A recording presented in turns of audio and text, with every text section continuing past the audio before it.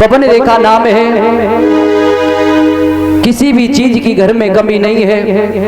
एक दिन की बात है, मेलों में रहते रहते पवन रेखा जब परेशान हो जाती है, और कोई भी हो, माताएं भी एक जगह अगर रखो ना तो इनका मन नहीं लगता है। तो पवन रेखा ने जवाब दिया है, स्वामी काफी टाइम हो गया इन मेलों में रहते रहते, क्यों ना हम आज बागों में घूमने के लिए चली जाऊं। उग्रसेन ने जवाब दिया, क्या पागल हो? तुम बाग में घूमने जाओगी? अरे तुम एक रानी हो के तुम बाग में घूमने जाओगी, ये तुम्हें शोभा नहीं देता है। जवाब दिया, नहीं स्वामी, काफी टाइम हो गया इन मेलों में रहते रहते, अब मेरा मन नहीं लग रहा है, क्यों ना हम थोड़ी बहुत देर के लिए बगिया में घूमाएं। उग्रसेन ने बहुत समझाया, रानी रहने दो, मान जाओ मान जाओ, लेकिन पवन रेखा अपनी जिद पर अड़ गई, बोले मुझे जाना तो जाना है। तो जवाब दिया महाराज ने कि तुम अकेली नहीं जाओगी, आप अपने साथ में संग की सहेली को लेके उसके बाद बगिया में जाओ। पवन रेखा ने साथ में सहेली को लिया और लेकर के संग की सहेली आज वो पवन रेखा मेरे सभा के लोगों पहुंची है बाग में। तो वो सखियां जो साथ में गई थी वो अलग अलग हो जाती है। पवन रेखा एक वृक्ष के नीचे बैठ गई, काले काले बादल, घनघोर घटाए, बहुत तेज से हवाएं चलने लगी। जब हवाएं चलने लगी तो पवन रेखा एक वृक्ष के नीचे छुप के बैठ गई। संग की सहेली साथ छोड़ गई, पवन रेखा अकेली हो गई। जब पवन रेखा अकेली हो गई तो पवन रेखा एक वृक्ष के नीचे बैठ जाती है। तो एक दुर्बलिक नाम का राक्षस आया। उस दुर्बलिक के नाम राक्षस ने जैसे ही देखा कि स्त्री अकेली है और पवन रेखा माताओं दिखने में इतनी सुंदर थी कि अगर कोई एक बार पवन रेखा को देख लेता था तो उसके हृदय में बड़ी ही लालसा लग जाती थी। पवन रेखा बड़ा ही सज धज करके बग में आई थी। दुर्बलिक नाम के राक्षस ने जैसे ही पवन रेखा को अकेले में देखा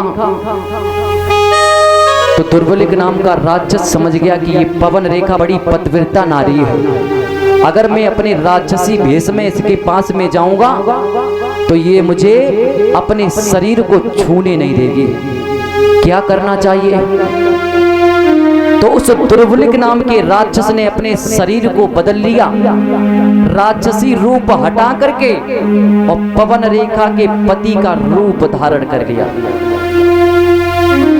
और जैसे ही उग्रसेन का रूप धारण किया, पहुंचे हैं पवन रेखा के पास में, बोले देवी अरे ओ गोरी, तुम्हारे बिना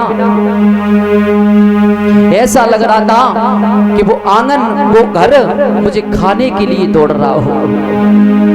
पवन रेखा बोली कैसे हो तुम?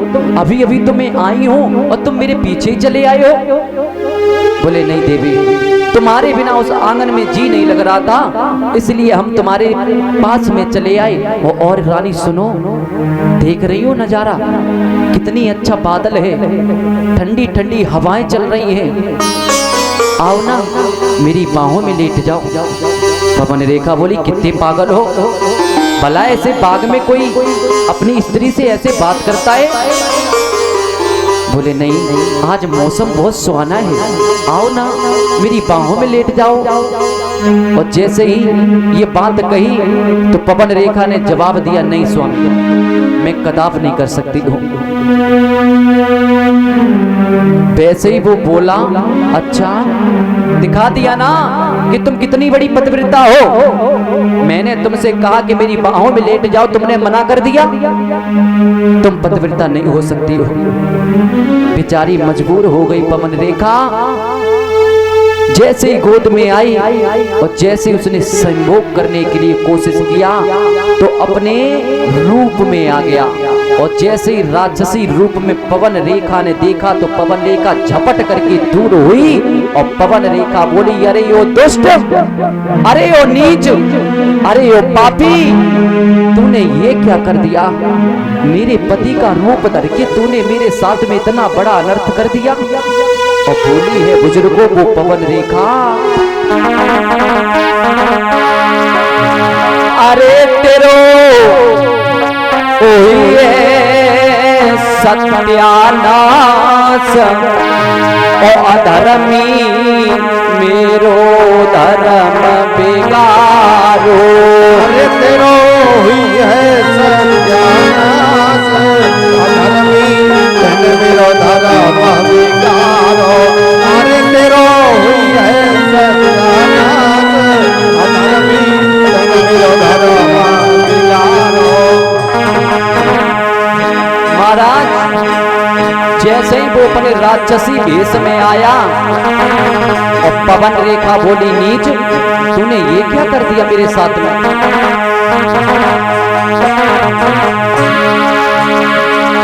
अरे तेरो ये सत्यानाश अधर्मी मेरो धर्म बिगारो। अरे तेरो हुई है सत्यानाश अधर्मी मेरो धर्म बिगारो। अरे तेरो हुई है सत्यानाश अधर्मी मेरो धर्म और सुनो,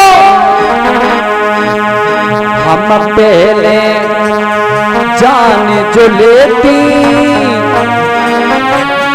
तो सांप भस्म कर देती। हम पहले जान जो लेती सांप भस्म कर देती। बोली है पवन रेखा, हम पहले जान जो लेती तो सांप भस्म कर देती। हम पहले जान जो लेती सांप भस्म कर देती। तूने करीदारो बर्बाद अधर्मी मेरो धर्म बिगारो।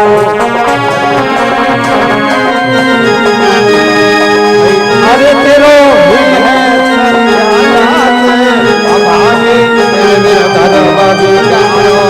अरे तेरो हुई है सत्यानाश अभागी मेरो धर्म बिगारो। तूने मेरो धर्म बिगारो, ए पापी मेरो धर्म बिगारो। अरे तूने मेरो धर्म बिगारो। अरे तूने मेरो धर्म बिगारो। अरे तेरो ये सत्यानाश अधर्मी मेरो धर्म बिगारो। अरे तेरो है आगे मेरो धर्म बिगारो। अरे तेरो है आगे मेरो धर्म बिगारो।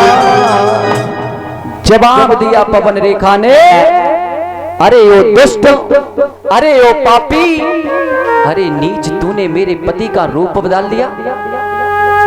तूने मेरे पति का रूप बदल करके और मेरे साथ में संभोग करने के लिए चला आया। दुष्ट, तुझे जरा सी भी शर्म नहीं आई?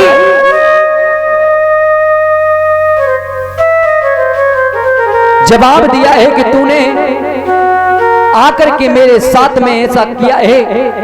दुष्ट, तुझे शर्म नहीं आई? दुर्बलिक नाम का राक्षस बोला, पवन रेखा, हे पवन रेखा, मेरी तरफ देखो ना। तुम कह रही हो तुम्हें नहीं पता मेरे संयोग से जो पुत्र पैदा होगा वो कैसा होगा? पवन रेखा बोली, कैसा होगा? तेरे जैसा पापी, तेरे जैसा नीच पैदा होगा।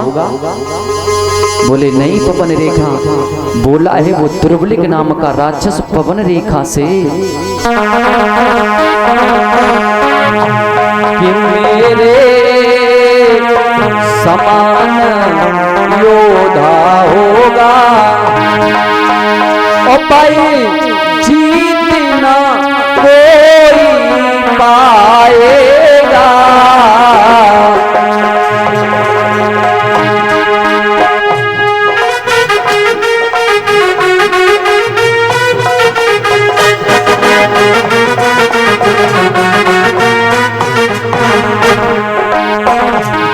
वो दुर्बलिक नाम का राक्षस बोला पवन रेखा, तुम पागल क्यों बन रही हो?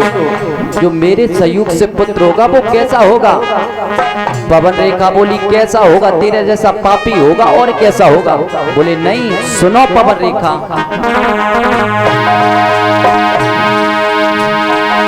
मेरे समान योद्धा होगा और भाई जीत न कोई पाएगा।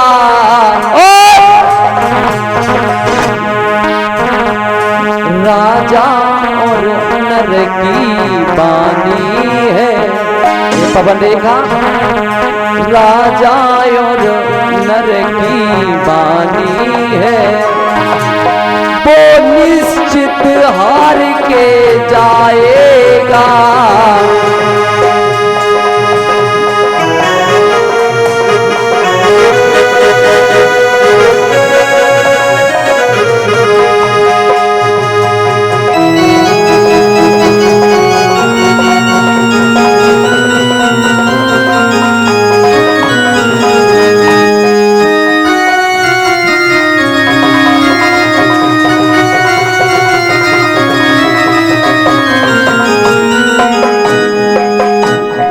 जवाब दे दिया, मेरे संयोग से जो पुत्र पैदा होगा वो बहुत बड़ा बलशाली होगा, बड़ा से बड़ा योद्धा, उसका कुछ बिगाड़ नहीं पाएगा। और तो और अगर इंद्र के सामने भी खड़ा हो जाएगा तो इंद्र भी पीछे कदम हटा जाएगा। और इसी के बीच में